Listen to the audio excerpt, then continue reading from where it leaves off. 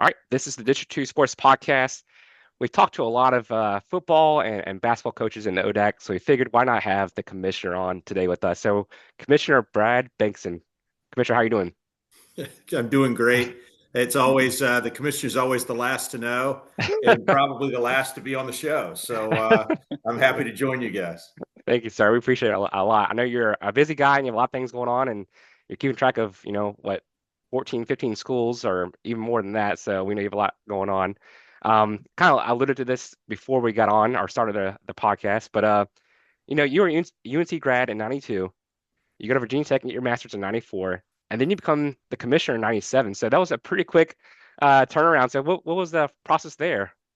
Well, it was quick, as you said. I think it would change a lot dramatically, actually, if we were in this day and age. But the world of Division III conference offices in the mid '90s was entirely different than it is now.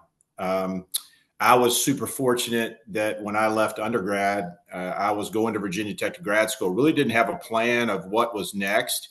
I was going to major in sports administration, had been involved on the communication side and sports information side of the business leading into grad school. Wanted to get some administrative experience and was planning to work at Virginia Tech, and had a friend that was at Hampton-Sydney at the time. I grew up about 25 minutes away from Hampton-Sydney, so was very familiar with that footprint of the world. And we had been high school friends and childhood friends. And he said, look, the league's office is in Salem. They need some help. And I think you'd be a great addition for what they're looking for. So, hey, any grad school students looking for a little extra cash on the side. So I decided, what the heck, I'll do it. I interviewed with the commissioner who is there's only been two. Dan Woldridge was my predecessor. Dan, I told this story. He passed away this past summer, and I told the story at his funeral that I met Dan covered in paint from head to toe. I was painting dormitories at Hampton-Sydney that summer, and we talked for about 45 minutes. And he looked at me and said, "You know what? When you get settled in Blacksburg, come to Salem, and I think this is going to work out great." And the rest is history, really. He was working with the Big East football at the time, was the coordinator of officials for Big East football, been an ACC official for many years. And, he was ready to get out of it. He was an insurance agent for his real job. I use that word real job, right? At that time, he was part-time commissioner. And he said, you know what, I think you're the guy to take the job. You've been doing this administratively. So one thing led to another. I interviewed with the ADs, which was okay. I'm 26 years old, and they're asking me, what's your philosophy? And I was just waking up in the morning and going and doing the job, right? I hadn't really thought that deeply about it. And, I interviewed with a couple of the presidents. They gave me the job in '96 timeframe, and I've been here ever since. And, the job and the longevity in the job, not to kind of jump ahead, is kind of given me the opportunity to do other things within Division III, within collegiate athletics, that I think had I moved from one job to the next, I don't know if I would have had the luxury to be able to do that. Part of that's hosting 100 national championships in Salem, right? Part of that's hosting and taking part in other organizations that are a part of collegiate athletics and serving on committee roles that have really allowed me professionally to grow and prosper and develop relationships, which life's really all about. I mean, life's about relationships and how you manage them. And I've been super fortunate to have this opportunity. Is it fair to call you the Theo Epstein of D3? Oh my Or God, no way. No, no, definitely not. No. When I started, I was probably the youngest in the room for sure. And I would tell you now, there are people that are in these roles that probably aren't in their 20s for the most part, but they're young. They're young, and I'm looking around the room and I'm thinking to myself, there's several of my colleagues. I may be the third most tenured, maybe the second most tenured now. And as the dinosaurs start retiring, I start looking around thinking, I got a few more years here. I don't know whether I don't think I'm going to hold the record. Pat Damore, I believe up in New York, may have been commissioner for like 30 or 35 years. So, who knows? I may end up with it, but I don't think nobody's keeping score. That's for sure. So Brad, I mean, even in my short career as a physical therapist, there's mornings, and I'm 27, so there's mornings I wake up and I'm thinking to myself, am I the right person for the job? Am I ready for this? did that ever go through your mind? I mean, did you ever have days where you felt like more like a pretender or fake it till you make it type of mentality? Yeah, no question about it. I mean, I think I still have that. I'm 54 years old. And I think if you don't have that, you really aren't thinking ahead enough or thinking about yourself and self analytics, and an analysis for you to say, what could I be doing better? What else is out there? So I think you always have to be hungry. You can't be complacent about what you're doing. But everybody has a little bit, well, at least I feel like everybody has a little self doubt. I'm not afraid to say that out loud. And I lean on people that are in administrative roles, not only in our league, but outside of our league, to learn more and to learn from them. And, flattery, I guess, invitation is the greatest form of flattery, right? So I will be able to say, look, you're doing really good stuff. I'll come back to our office and say, hey, look, John or Jane over here is doing really good stuff. We need to be thinking about it. And, it helps to have a good staff. And I will tell you that the self-doubt piece of it goes away when you feel confident enough that the people that you have in your office are doing their job and doing their job exceptionally well. And I have that in JJ Nekoloff and Stacy Staley. They were both excellent. And JJ's been with me for 19 years. So we've we call ourselves an old married couple. We kind of know what to do and where to do it and where to get out of each other's way. And it's been a great marriage so far and hope to continue it into the future. Devin, you're perfect for the job. Don't ever think so. That's coming from Dad. I guess that must be a inside joke, maybe, perhaps. Yeah. He's perfect. He's perfect. Make sure you keep that job so I don't have to get you on the payroll again. So, Mr. Bankston, let me ask you a quick question. And it's kind of, I don't know, facetious in a way, but, I'm thinking about Saturday when we first met you and, in person, and just curious, I look around the stadium there at Hampton Sydney on Saturday at the game, and there's I might be wrong, but I'm saying 8 to 10,000 people there to watch this game. How is it possible that just a family, a group, all these people show up for free? Is there something, you know what I'm saying? Is that up to the school? Is that the ODAC? How does that operate? It is. It's a really interesting model, honestly. I think people believe fundamentally that Division III is there for the participants and not the spectators. So when they charge, there's an expectation perhaps that you're delivering something to a spectator that you want in return for whatever it is that you're charging. So if you came into Hampton Sydney on one of the roads, you probably went through the fire department asking for a donation. And if you didn't, then you guys figured out a secret way in that nobody else did, or you got there so early that you didn't know. But, uniquely at Hampton Sydney, they take admission for the game, and all the parking, quote unquote, the parking is really what you're paying for, is going back to the volunteer fire department that's run in the municipality of Hampton Sydney, right there at the college, right in the surrounding area. When you go to Randolph-Macon for that game, Randolph-Macon charges for the game. So it just depends on the institution, going back to what you asked. But I do believe it's this fundamental kind of argument that even if we are charging, we're not charging an exorbitant amount for people to come in and watch. And honestly, my guess would be if Hampton Sydney had charged everybody who came in, they probably would have as good a gate as they would have if they hadn't, because people would have come for that game. The unique piece of that game, as you said, if anybody saw it, watched it on video, there weren't 8,000 people in the bowl of the game. Probably would have been had there been a closer ending, right? But there are 8,000 people on campus dispersed over a number of areas that are having reunions and family opportunities to gather and getting together with friends. And that's the refreshing piece of what you see at our level. It's not the commercialism. It's not about that. It's about the student athlete. And fortunately, I believe our institutions do an effective job of delivering that product every time they go on the field or the court.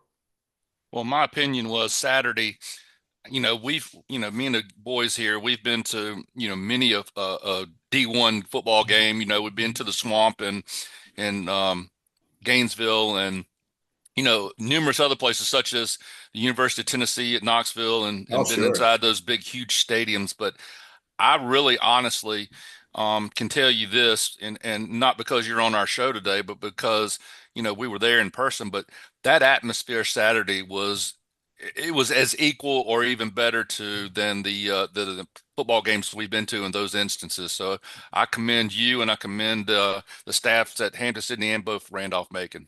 Well, I appreciate you saying that. I know everybody works hard at it. We spend a lot of time on crowd control and knowing that, in our situation, there's not a lot of staff to deal with it. You don't have a flood of ushers and other people that are kind of managing people in a stadium that's contained, that has its own peril, right? If you have to get everybody out, it's a problem. But in Hampton-Sydney, it's so porous. There are people coming from every angle that they do the best they can to provide an atmosphere that's safe for the opponent and for those who are there. And it was a good football game, and it always proves to be a good football game. And I know that Hampton-Sydney is continuing to try to figure out a way to beat Randolph-Macon. I think they've had a streak against them now for quite some time. So I'm sure there are a lot of people that are attentive to that as they move forward. So Oh, we heard it on the it'll field. continue to be a great game. We heard a lot on the field. We heard some Randolph-Macon fans make sure they knew 11 straight, 11 straight. Okay, is that what it was? Yeah. I figured it was probably a good number, but Hampton-Sydney's got a new coach, and I'm sure he's fully indoctrinated in the Randolph-Macon rivalry now. So he'll be striving to get that turned around. Oh, yes, sir. And you had mentioned being part of these committees. So I saw that you were part of the management council from 16 to 20, the D3 championships from 98 to 02, and men's golf from 04 to 07. If you can just explain like kind of like your role in each of those committees, and how did that conflict with your role as the commissioners of the ODAC? I know you're still a young guy at that point. Yeah, sure. When I started on the championships committee in '98, I walked into that room and I didn't know what I got myself into, to be honest with you. But by the time I was done, we had fully revamped kind of the model of what was going on in Division III championships by instituting the AQ process and determining how the brackets were being formed. So I was there at a very formative stage of something that went from 2000 really until this past year, of a model of how they construct the brackets and how teams qualify. That was invaluable to me from a standpoint of being able to leave there and kind of be not the authority, but be one of the people in the room from a championships perspective in the D3 commissioner space that actually understood it and engaged in it. As I said, hosting 100 of those national championships with Salem and Greensboro and other places where we've gone to do that also provided a networking opportunity for me to kind of be well placed, right? So after that, I served on the football committee. I served on the golf committee. I served on management council. And in each one of those situations, with the exception of the management council, I served as the chair and kind of led those groups through the selection and the execution of the championship from one year to the next. And then the last thing I've had an opportunity to do really is serve on the governance association. The whole association rewrote their constitution in 2022, and I was fortunate enough to be one of the 5 people in Division III that were placed on that committee to kind of sit in the room with Division I and Division II and the leadership of the association to try to rewrite the Constitution. And this might be early for you guys, but the big guy there may know. Bob Gates, who was a former Secretary of Defense and leader, Bob, he was the chair of that committee. So to sit in a room with an individual like that, who honestly, if anybody tells you anything different, we left a meeting on Friday or Thursday, a virtual meeting, and he said, I'll have a draft to everybody by Tuesday. And Bob Gates wrote a good portion of the first draft of the new NCAA Constitution. And if I'm not sure if who else contributed, because I know other people added some language, but he's a amazing man, without a doubt. Seeing him work in action was a true honor.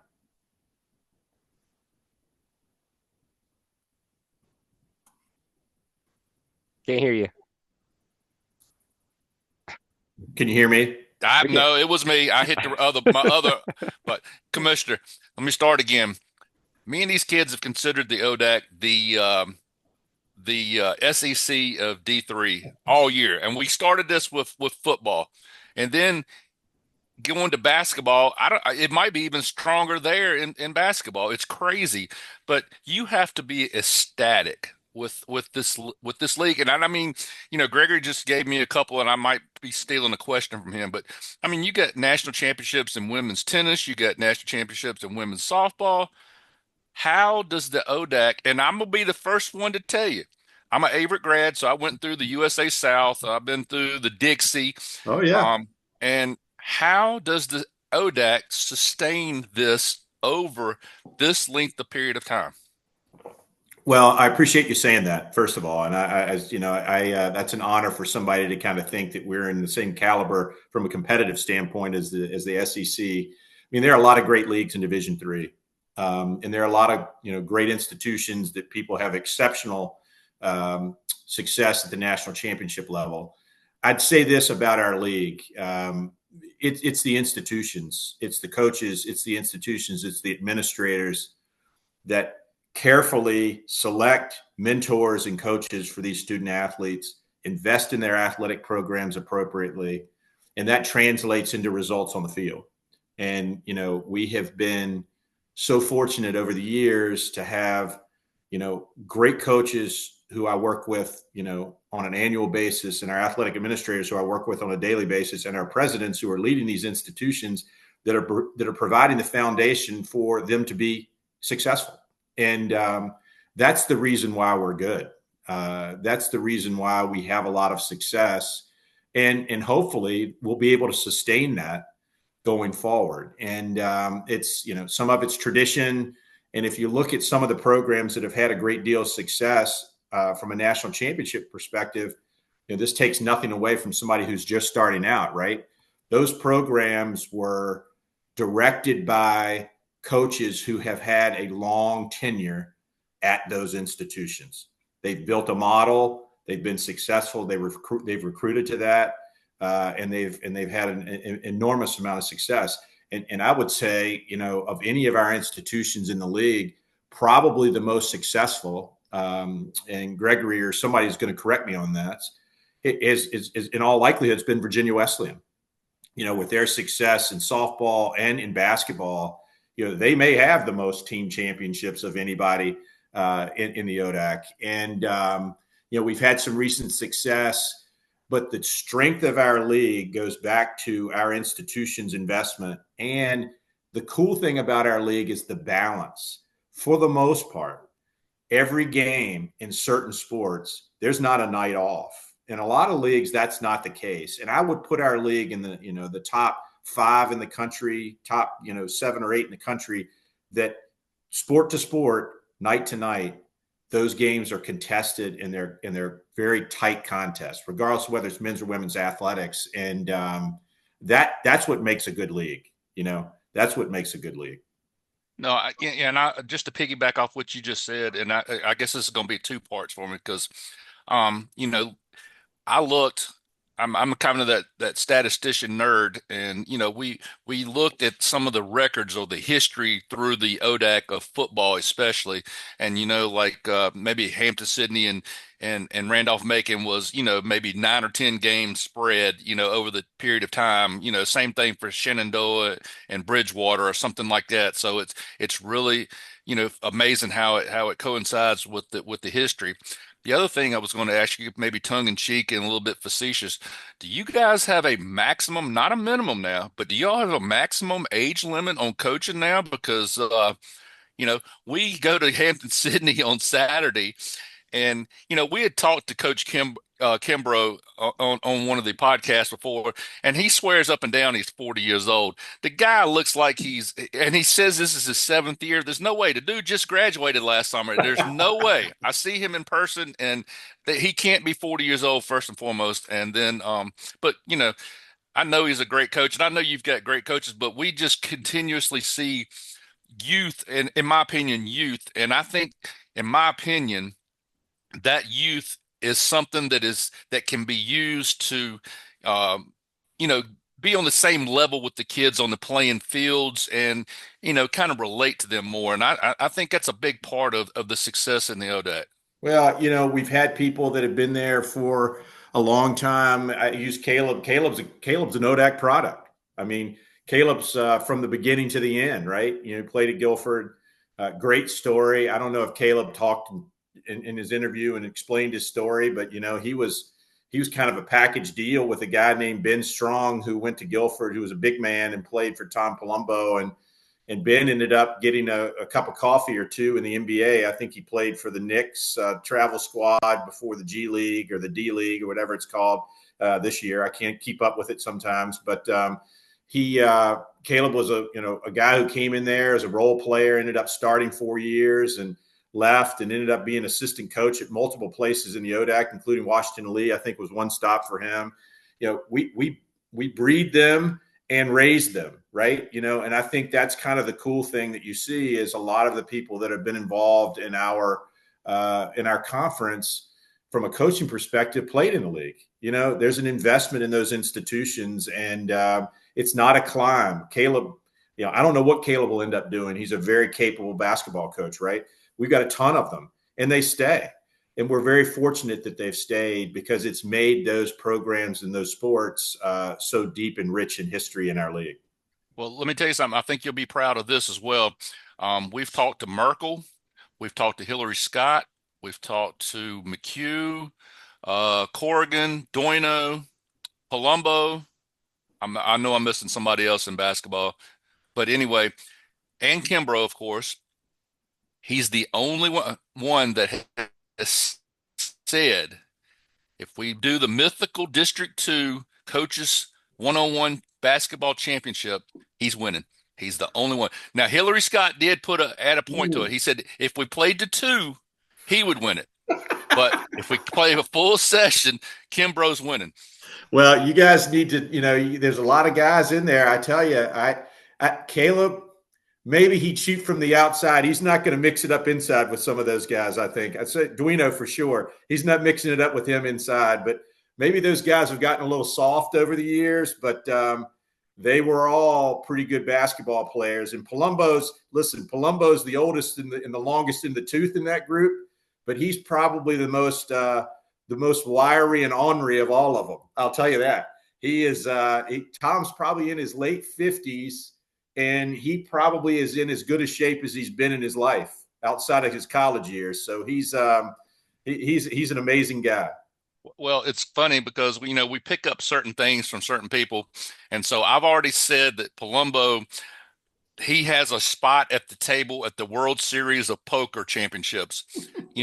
We asked him question after question after question, and he was honest and straight on.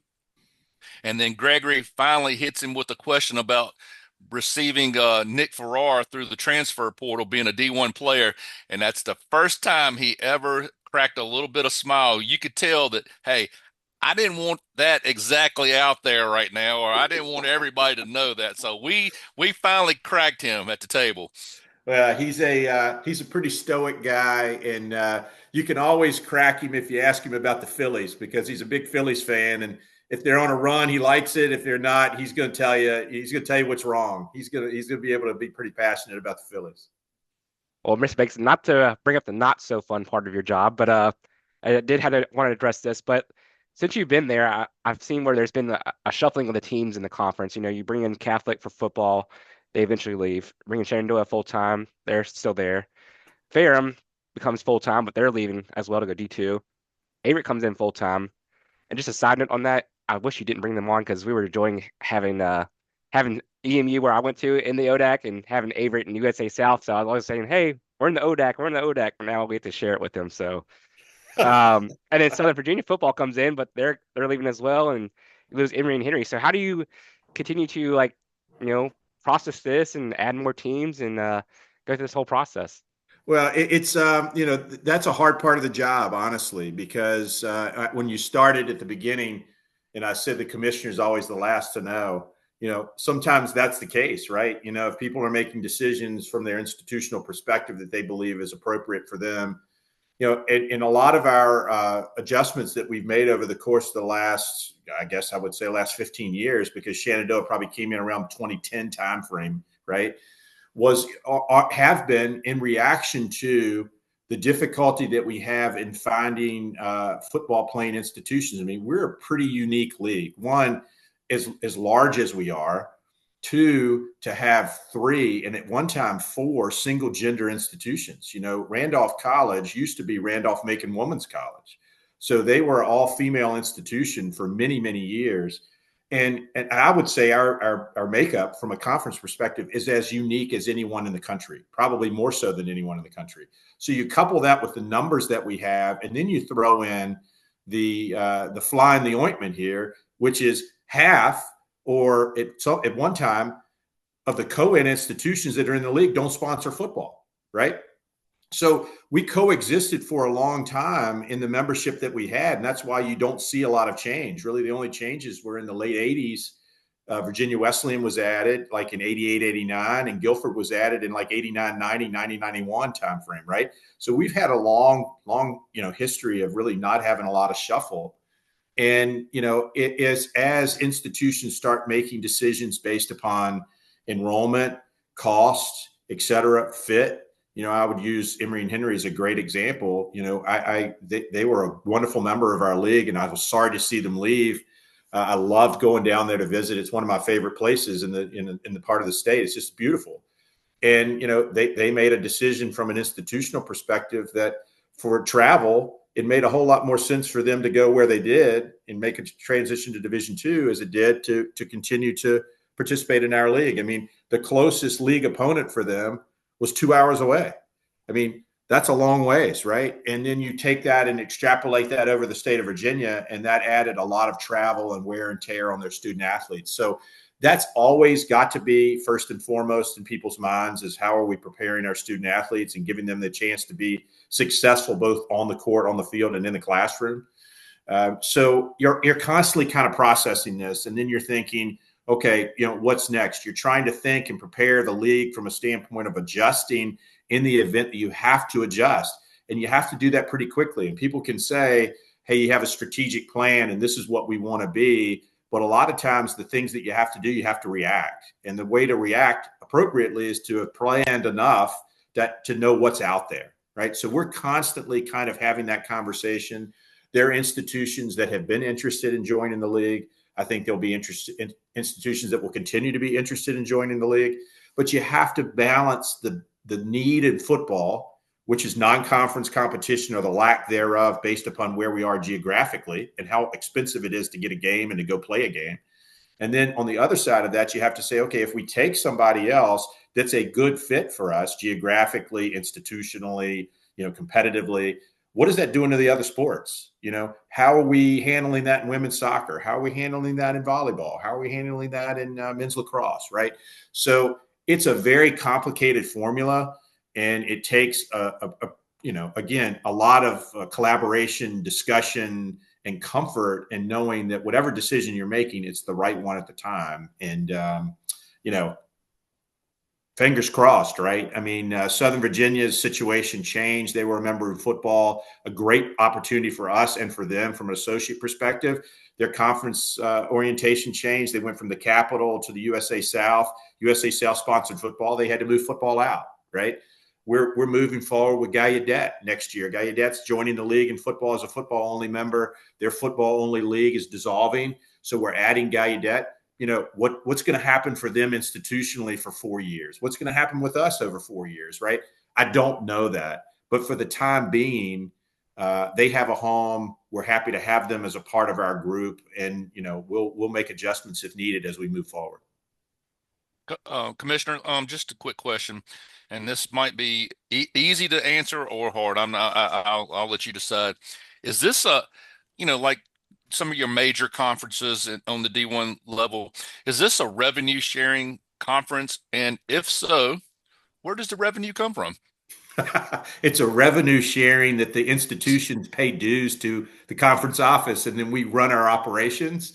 It's a revenue sharing opportunity when we charge for our championships, and we receive the funding. We charge for semifinals and finals in the ODAC championships. Neutral site events, we charge for every round when we're at a neutral site. We're paying for the facilities. We're trying to cover some of those costs. And part of that is coming back to us from a budget perspective. It's a really interesting question that you bring up regarding revenue share, because there's a lot of conversation at the Division III level of getting streaming, which everybody's doing an exceptional job of putting their games out on streaming. And you kind of mentioned the whole attendance thing and who pays, and you wonder to yourself, when you used to go to a Roanoke College basketball game, I'll use this as an example. When I lived in Roanoke and Salem for a number of years, you'd go there and there might be 1,500 people there watching a game. Well, this is way back in the dark ages. These young guys don't remember any of that, right? They also don't remember that when you used to be able to watch 3 channels, and when you watch 3 channels, you might get a game one night and you might not, right? The Raycom game, the Jefferson Pilot game of the week was about all you got in our areas. Yeah. Either that or you got cable and you could watch the Atlanta Braves. It seemed like 365 days a year. But the point being, you didn't have options. You wanted to watch a live game, you want to watch a basketball game, you went to the college, it was in your town. Now you can watch 10 games at home, or you can watch that college play at home in a very comfortable environment. It's, winds blowing 30 miles an hour, and I go to the W&L Roanoke basketball game the other night. Stay at home and watch it, right? Because they're going to do a really good job of streaming it. So a lot of people are talking about putting those streams behind a paywall. And what does that look like?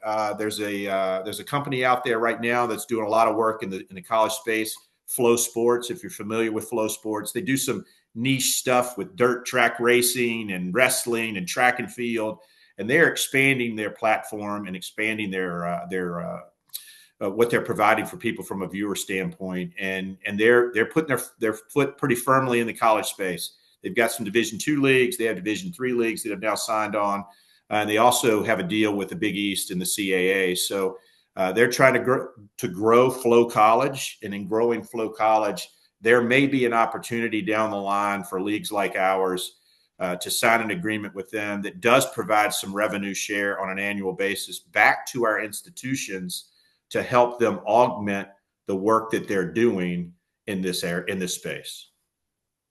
Mr. Bankston, going back to Salem, I know that Salem's been a special place for ODAC and yourself as well. You've been part of the Rotary Club there since '96, I believe, and then the ODAC's been part of Salem hosting national championships. I think over 70, I believe, over the years. So, what has Salem meant to you in the ODAC? Well, it means a lot. The relationships that we have in Salem, starting with Kerry Harvey Cutter and John Shaner, John Saunders, Paul Bowles, you name it, I could run down 100 names. I'm working intimately with Chris Fisher right now. We're hosting a bowl game. I don't know when you guys are putting this out, but tomorrow we have 2 bowl games there, the Chesapeake Bowl Series with Landmark. And, those guys have been so important to us, not only in partnering for the national championships, which we're honored to do with them.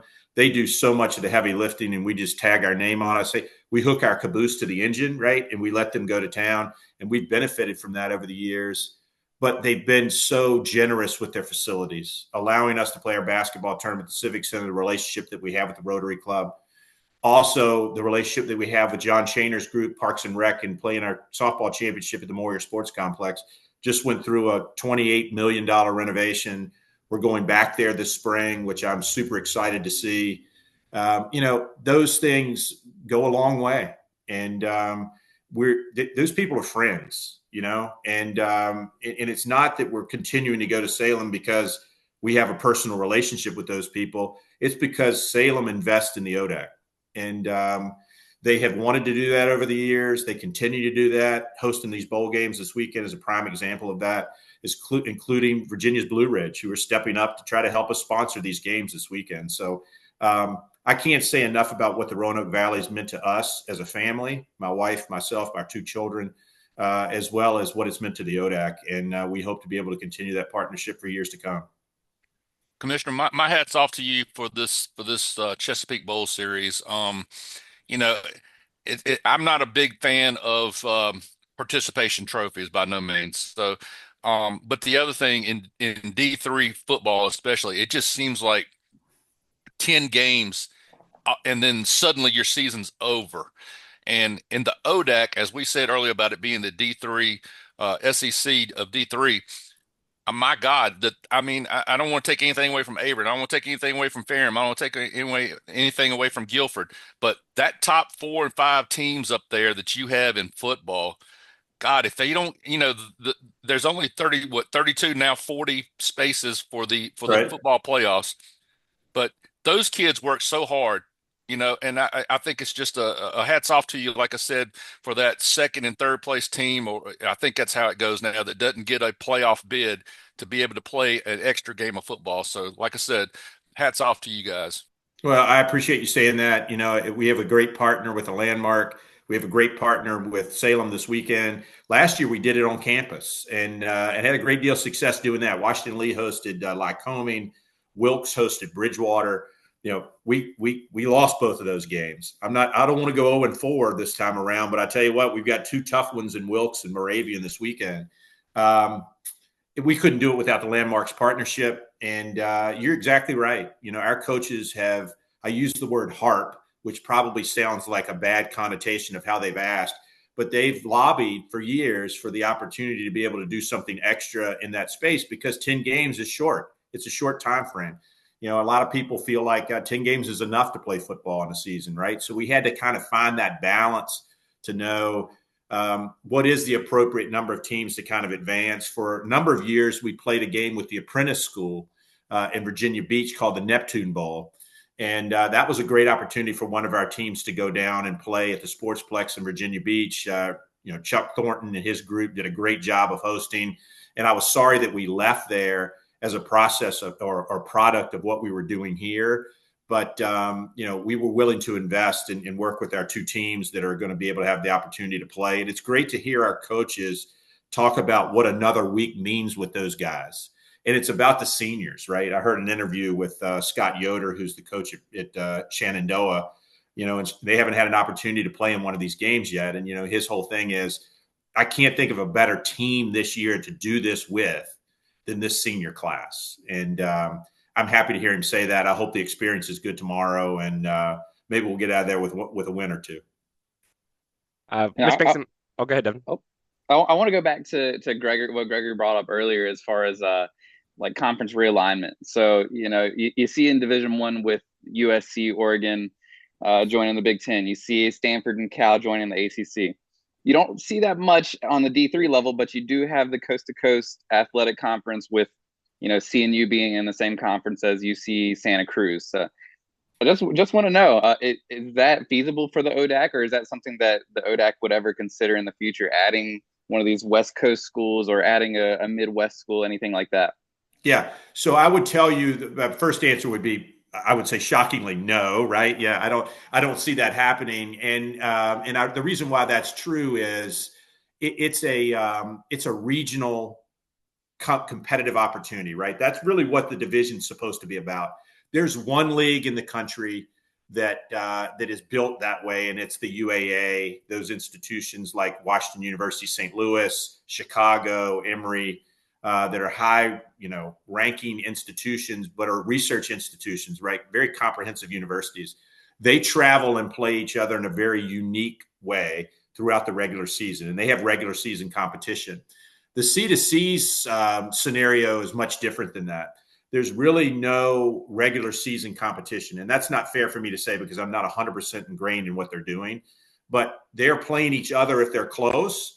And then they're gathering for a postseason tournament that's then naming an AQ out of that. So you're not restricted or forced to have to make those trips, much like Cal, Stanford, UCLA, USC are having to do in volleyball, in women's soccer, in men's soccer, right?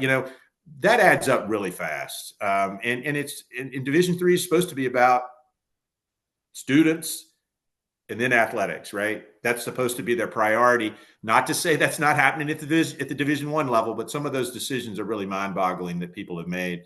And it's all been about football. It goes back to people making a decision about football. So I do not anticipate seeing us do that in the future. And I know that there are challenges with the C2C setup, but they've made it work. They just recently added Regent, which is in Virginia Beach. Regent will join the C2C, I guess, beginning. Maybe they've got a little while to go. They're a provisional member in Division III, so they've got 2 or 3 years left to go. And their athletic director, Michael Allen's a great guy, and I know they're going to do great things. And we're going to be happy to have him as a member of Division III this close to the ODAC footprint. Commissioner, I'm going to ask a quick question, and I'll turn it back over to Gregory. But this might be just from my curiosity's sakes only, and or just my naivety, or however you want to say it, that What determines a D3 school? And the reason why I ask you this is because I look at things like or institutions such as Johns Hopkins, where they play, D1 lacrosse, Mhm. but they play D3 football. And the other thing is, and not to mention any coaches' names or anything to that effect, but a institution such as Christopher Newport or something like that, where they have a huge enrollment there. So I'm just trying to, find out where the D3 kind of finds its place or its niche in in Yeah, in, in the classes, I guess you want to say. really simple. It's no athletic scholarships, right? You're not providing student athletes with any consideration of athletics in their financial aid awarding. Simple. It's that simple. You're making that decision as an institution that you're not going to do that. And Division two is a step up and down from Division one because you can allow athletics to factor into grant and aid, and you're providing them athletic scholarships. Many of them maybe less dollars than you're going to receive at a Division three institution from a merit-based standpoint. So it's the athletic scholarship piece that is the core tenet of Division three, and that's really where you end up having a Division three school or somebody choosing to be Division one or Division two or NAIA for that matter. The Hopkins thing's really interesting. That happened a number of years ago. I think probably when Division three was formed in the 70s. People had the option to pick whether you were going to stay at the Division one level, the college versus the university level, right? When they made all this changes in the 70s. And I imagine that that's when it occurred that you had the opportunity to maintain that. So Hopkins stayed in Division one lacrosse, right? Colorado College, which is a Division three school in Colorado Springs, plays Division one women's soccer, and other people in the Northeast play Division one hockey, but they're Division three schools. So about 2004, we had a real reckoning in Division three. I would say there was a reform package that was on the floor at the convention, and one of the proposals proposed that you could not be in Division three if you had another level. You could not be multi-divisional. And it was a really interesting vote. And I'd have to go back to look at my numbers, but there was a lot of lobbying on the floor and a lot of debate as to whether they should kick those institutions out or make them make a choice, right? Either you're going to that'd be Hopkins, you'd have to take your program down to Division three. Is there an inherent value in that for those institutions that have that exception? Some would argue yes. Some would argue yes. I'm not familiar enough with any of them to make the argument whether they do or not, whether they do or don't have an advantage. But I do think the exposure certainly helps those institutions. And using Hopkins is probably a really bad example because that's an exceptional institution that a lot of people are striving to obtain. But what difference does it make for somebody like a Utica in New York? And I'm just using that off the top of my head. I don't know if they have Division I hockey or not, but they may. At RPI or somebody like that's up there. Is there value in that? And we voted to allow them to continue to do it, but you can't do it now. And I think you're going to see, and this is not like breaking news, and this is not any person other than me speculating, that as the Division one conversation continues to sift and you start seeing things change and the House settlement goes through if it does, and the limits on rosters are there, and people can scholarship everybody that's on the roster if they choose to invest in it that way. This is a tumultuous time in collegiate athletics. You may see more Division ones saying, whoa, like we're out, right? Hartford did that and went to Division three, right? And so you're like, that happened before all of this. We can't do it. It's not the right place for us to be. We're going to make this change. And if we make this change, what does that mean long-term for multi-divisional competitive opportunities? This is no soothsayer. I have no idea, but I do think it's going to be a subject of discussion because it only makes sense that it would be if Division I institutions are making that adjustment or moving things around as we forward. Now, none of that may come to fruition, right? I have no idea, but there may be a Radford of the world, a Longwood of the world that goes, you know what? We want to stay Division I basketball, but boy, we'd love to play Division II baseball and softball, or we'd love to play Division III field hockey, right? And how that comes about and what all of those things would need to be to happen, a lot of that would have to happen at the governance level. The entire association would have to make that decision to change the Constitution, I think. Mr. Bankston, last one for me. Let's kind of see what your influence is on this, if at all. We talked a lot of football and basketball coaches, and not only do they have a difficult conference schedule already, but they go out and play some teams in the non-conference as well. And then we've seen Hampton-Sydney and Randolph-Macon play each other in basketball in the non-conference as well. So, do you have an influence as far as like pushing these teams to go out and schedule difficult games in the non-conference and kind of push the ODAC out there? Yeah, well, they push themselves. We have a really unique setup, and I would say that we're probably the only Division III league in the country that does this. But we started playing an unbalanced basketball schedule a number of years ago because of our membership size. And if we played a double round robin against everybody, people would have had like 2 games to play out of league, right, at one time. Now that's fluctuated depending on who was in the league and what year we were in. But for the most part, we've maintained the idea that men play 16 games, the women were playing 18 because they chose to play 18. The women now have moved to a 16-game schedule. Well, we kind of took that model, and as our league continued to grow, we got that uniqueness of having, co-eds on the women's side, and single genders on the women's side and single gender on the male side, and co-eds, and the fact that everybody doesn't sponsor the same number of sports or the same sports on either gender side. We basically said, let's look creatively at ways that we can schedule within the conference that creates an unbalanced schedule in other sports, such as soccer, right? The average number of soccer games that people are going to play is probably going to be around 16 to 18. If we played everybody in the league in women's soccer, we'd have 13 or 14 league games, right? So we also want to have the opportunity for our teams to advance to the NCAAs. And until this year, that was done subjectively using criteria, but humans were making the decision. And the biggest factor in that was to have a good strength of schedule and to have and to beat people, right, and to win. So we've created a hybrid soccer schedule. We've created a hybrid schedule in women's lacrosse. And some of the sports we have larger numbers where we don't play everybody in the league every year. And that does give people the opportunity at both the bottom, the middle, and the top to go chase those games that you're mentioning that give their student athletes a better chance to, one, advance to the NCAA tournament, which we think ends up strengthening the league to some degree. But ultimately, it gives people a chance to play competitively at a level that they feel appropriate and not have to play the full gauntlet of the league and not really have any other opportunities outside of the league. So do I push them? No. Have they pushed themselves? Yes, because they all understand that you have to play good competition and you want to play as much of that as you can get. And then I'll throw this in. That's limited where we are geographically, right? We just talked about regional. We talked about the importance of having regional competition and how important it is to maintain costs. Well, we're kind of in Virginia, right? We have the USA South schools around us to play. We can dabble in Maryland and Pennsylvania. But once you start getting outside of that, I mean, it's a costly trip. It's an overnight, it's several bus days. There's a lot of costs that are associated with those trips. And as a result of that's prohibitive. So how can we kind of find the right mesh and niche? The ADs and the board are going to have this conversation moving forward. Are we in the right place scheduling wise? Are we doing the right thing? Because this year is the first year that we've had what they call the NPI that's making the decision as to who advances to the NCAA championship tournament.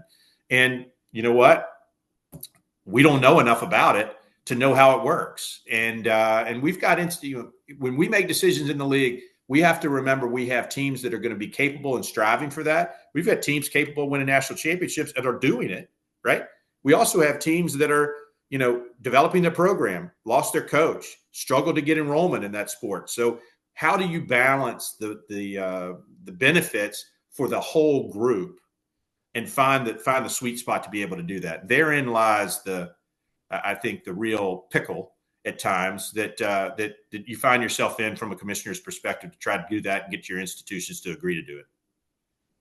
Mr. Bankston, I want to ask, going back to adding Gallaudet for next football season, for people who don't know, it's a school for the deaf and hard of hearing.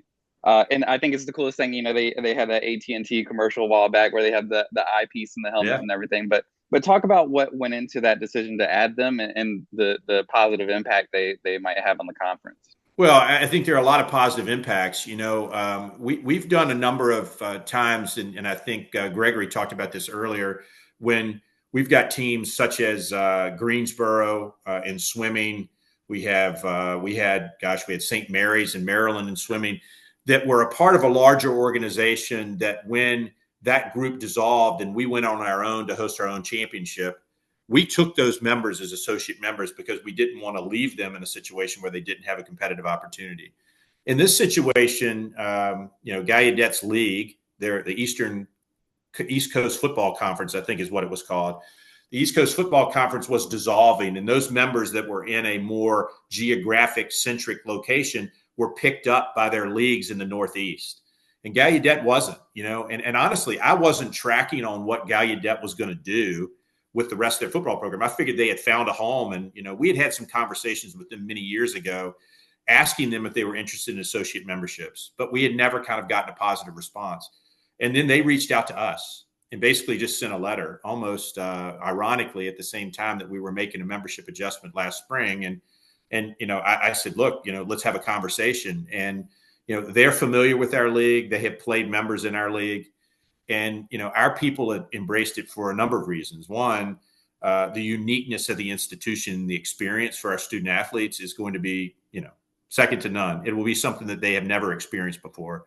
And I guess also the competitive opportunity for a non-conference game to be within the league to guarantee us that opportunity to be able to play. So what they're providing us is an opportunity to play a game in a very unique environment with a unique institution. We're providing them with a schedule to be able to maintain their football program as they go through. So I hope it's a good marriage. The experience at Gallaudet for a football game is, something. If you haven't been, you don't understand it, right? There's no PA. There's a jumbotron that has announcements on it that you can read. There's no pregame music. There's none of that.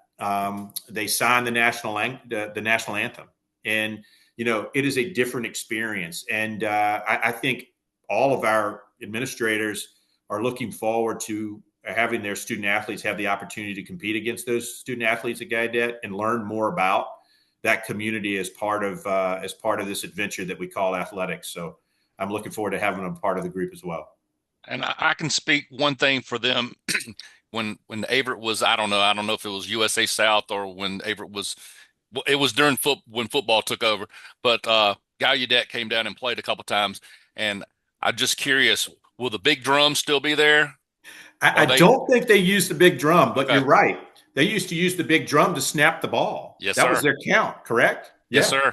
It was really neat, and it was amazing how timely they were for that. I mean, it was just amazing to see it. So yeah, I think it'll be a very good experience for everybody. It will, and the unique piece about this, and I think Devin asked this question, right? That they are, everybody on the team is not hearing impaired, right? They're hearing impaired, but I don't know if the right word is impaired or not. It's probably not. I want to make sure that I use that correctly. But some of their athletes may be 50% deficient in hearing, right? They can hear, they're reading lips. So there's a unique thing that some of them are talking to each other while others are signing. And, I think it's going to be interesting competitively, because one of the things we've talked about a little bit, which is unique to them, right, is that they play past the whistle sometimes. They don't know the whistle stopped. Somebody knows because somebody heard the whistle, but somebody else didn't. So you have to make sure that you're maintaining that conversation with the officials, and the officials are aware of that. And my guess is we'll do a lot of film study on the officiating side, so they have a little bit better idea as to how that works. But we're so excited about having them there, and then having the opportunity to play a game in DC. And you're in downtown DC when you're there. At least all that stuff runs together. I think I'm in DC when I'm in Arlington, but it's going to be a great experience for them to be able to go on into the district and play a game when we play it at their place. I believe it's off the red line there in DC. So I used to live up there and took the red line a lot. So I remember getting off it stops with the guy you student. So yeah. Well, Commissioner Bankston, we do appreciate your time. Oh, I think we have one more if you have time for it. I got one more, Mr. Bankston, if you have time. No, I'm happy to do it. So I got to ask, you see, I got my Carolina gear on. I'm a Tar Heel. I You're a love it. Tar Heel. When did you graduate, and talk about, your experience at UNC in the 90s, right? Or late 80s, I guess. That's right. Just your time there. Yeah, I appreciate that. That's a good loaded question for me. I finished in '92. I graduated from Carolina in '92. I started my journey at Appalachian, so I have a very fondness for Boone as well. And I got to Carolina in the fall of '90, and during my time there, it was life changing. I had the opportunity to work in the athletic department, and I worked in the sports information side, did some work with wrestling, basketball, baseball, field hockey. Never seen a field hockey game before in my life, and had an opportunity to see them excel and win national championships and be so good in that sport. And then, I just made lifelong friends, and you know how that's what college is about, right? It's a life changing opportunity. And during my time there, I worked with some great people that helped prepare me to kind of end up where I am today. A guy by the name of Dave Losey was there. Rick Brewer was in that office. And our sports information office was across from the basketball office. And this people will say this is a true story. So I will say this: when I was an undergrad there, believe it or not, I had a key to get into the Smith Center, and that's unbelievable. And all the students that had the opportunity, we could unlock the door and get into the Smith Center. There was no thumb entry. There was no retinal scan. It was open the door with a key, walk in, go to the office when you had to be there, and make sure when you came back, when you left, that the door locked behind you, right? I mean, that's a lot of responsibility. So the first day I went to the office after I was there, of course, I'm trying to, basically determine, who I am while I'm there, meeting people at the same time. I'm going to the office for the first time, and there's a side door of the Smith Center around back. There's a parking lot in the back, and that's where the basketball coaches parked. Anybody who worked, employees parked back there. But so I walked around the back and was going in the side door, and I'm knocking on the door because you can see the office from the window, and I'm like, hey, somebody's got to come let me in. I don't have a key by that time, right? And I'm telling you, Dean Smith was behind me, and he says to me, he's like, "Can I help you?" And I was like, "Yeah, I'm trying to get into like the Smith, to the sports information office." He's like, "I'll let you in," and we go in, and it was all history after that. But what a great way to be introduced to your role there, and then have an opportunity to sit. I was 2 seats down from the bench doing statistics every home game. The famous Montross game of when he's bloodied in the Duke game. The people came over my table and stepped on top of what we were doing to run on the floor at the end of that game. I mean, I was, 2 steps away from hearing everything that was said in the huddle for every game. It was surreal. And the best part about it is my youngest son is there now, and I'm not living vicariously through him. But when he sends me a note on the night that they played Elon, and he said, "Hey, Dad, I'm at the table tonight," and I was like, "That's pretty cool. That's pretty cool." So he's now working with a guy that I worked with while I was there. That's an associate athletic director there by the name of Steve Kirshner. And Steve was so valuable to me as a student, and as he took a full-time role, and has been such a great friend over the years. So I certainly want to say thank you to him as well.